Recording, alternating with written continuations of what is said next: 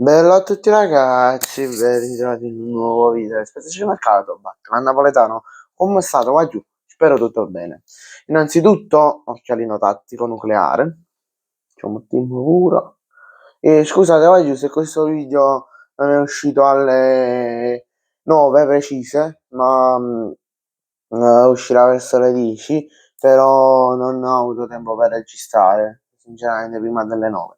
E quindi lo sto registrando mo che sono le 10 e le 9 e mezza, quindi se lo faccio uscire direttamente verso le 11.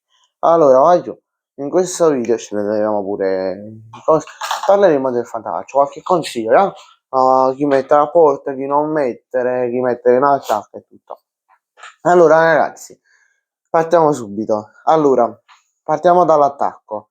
Se magari avete Lautaro, che è infortunato, secondo me, vabbè, a prescindere da lasciare in panchina, secondo me però lo potete andare a svincolare e magari, no, vabbè, svincolare no, però magari se lo potevate piazzare in qualche scambio, magari però tipo magari vi davano dei crediti più un giocatore, è un grande affare, perché a Lautaro succedono queste cose che a un certo punto della stagione infortunio 2 o 3 settimane, un mese, quindi un consiglio era andarvelo a circolare oppure andare a scambiare. Io non ho avuto quell'occasione e non l'ho fatto, però diciamo che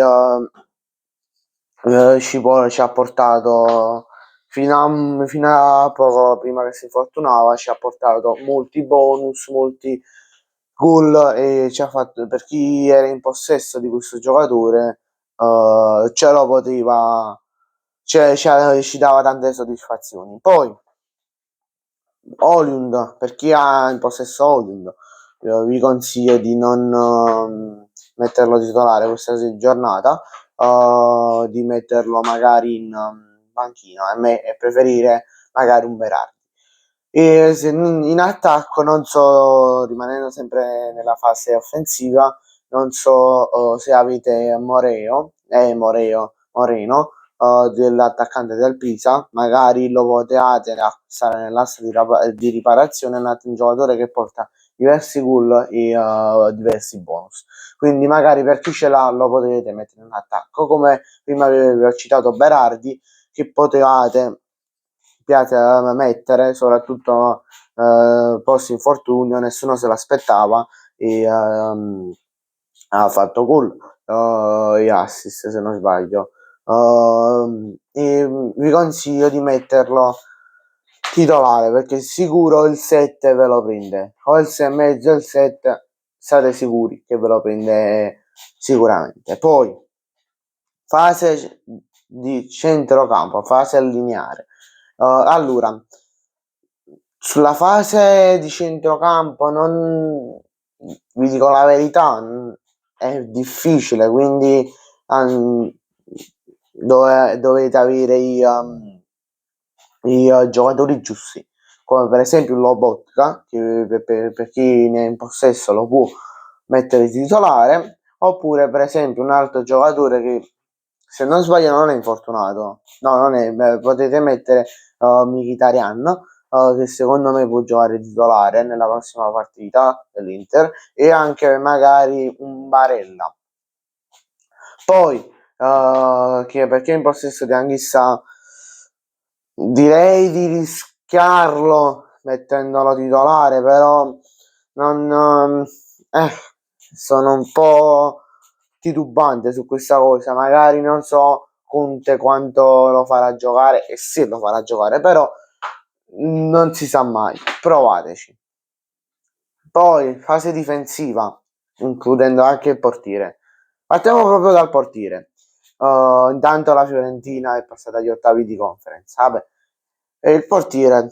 Allora, il portiere sapete che è un ruolo molto difficile, no? Quindi bisogna fare le giuste scelte e tutto. E vi consiglio di mettere magari un Mutezza, oppure per esempio di provare a mettere un Milinkovic Savic, che il Napoli-Verona può non prendere gol, secondo me, se la difesa del Napoli non ha palla.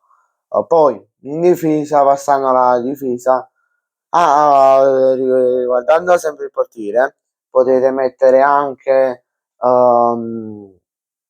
cosa la Sommer.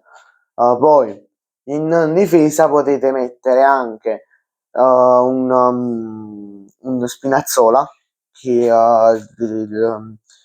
sicuramente giocherà o titolare o entrerà il 6 politico, ve lo prenderà subito.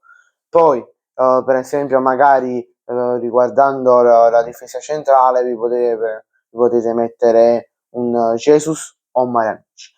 Bene ragazzi, grazie a tutti per la visione. Prima di concludere potete mettere anche Akanji, che sicuramente il 6, 6 e mezzo ve lo porta.